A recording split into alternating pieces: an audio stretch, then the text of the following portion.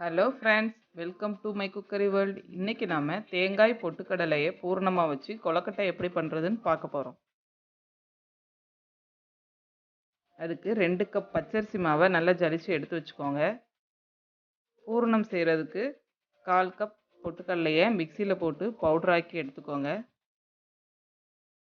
1/2 cup துருவிய தேங்காய் எடுத்துக்கோங்க.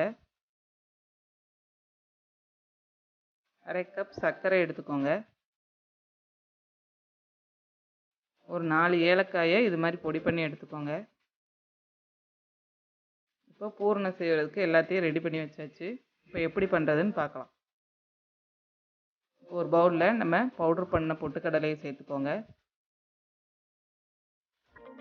அதோட துருவிய தேங்காய்,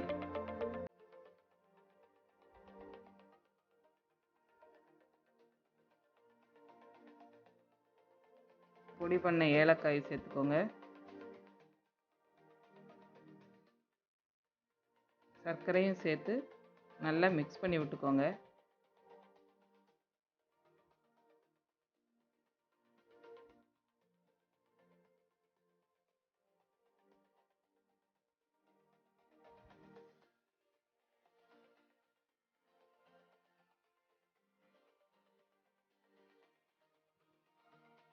இப்போ கொலக்கட்டைக்குள்ளே வைக்கிற பூரணம் ரெடி ஆயிடுச்சு. மாவு எப்படி ரெடி பண்ணுறதுன்னு பார்க்கலாம். இப்போ மாவில் 1/4 டீஸ்பூன் உப்பு சேர்த்து நல்லா மிக்ஸ் பண்ணி விட்டுக்கோங்க. மாவு பிசைகிறதுக்கு தண்ணியை நல்லா கொதிக்க வச்சு அதை கொஞ்சம் கொஞ்சமாக சேர்த்துக்கோங்க. சேர்த்து நல்லா கிளறி விடுங்க. சுடு தண்ணி ஊற்றி பிசைஞ்சாதான் கொலக்கட்டை சாஃப்டாக இருக்கும். அதனால் தண்ணி சூடாக ஊற்றி பிசைஞ்சுக்கோங்க. மாவு கொஞ்சம் ஆறுனதுக்கப்புறம் நம்ம கையில் கொஞ்சம் எண்ணெய் ஊற்றி நல்லா பிசைஞ்சு விட்டுக்கோங்க.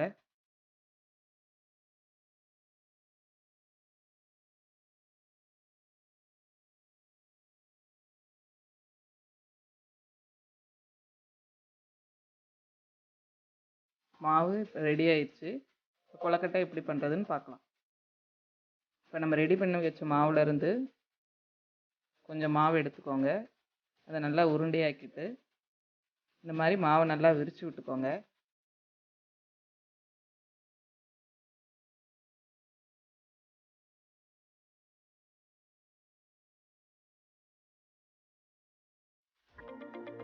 இப்போ இதில் நம்ம ரெடி பண்ணி வச்சுருக்கிற தேங்காய் பொட்டுக்கடலை மிக்ஸை வந்து உள்ளே வச்சு நல்லா க்ளோஸ் பண்ணி விட்டுக்கோங்க.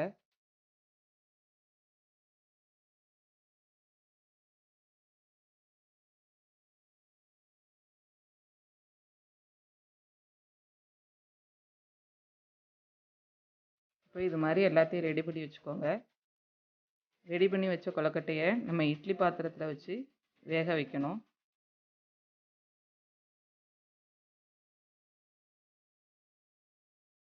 ஒரு 10 நிமிஷம் வேக வச்சு எடுத்துருங்க.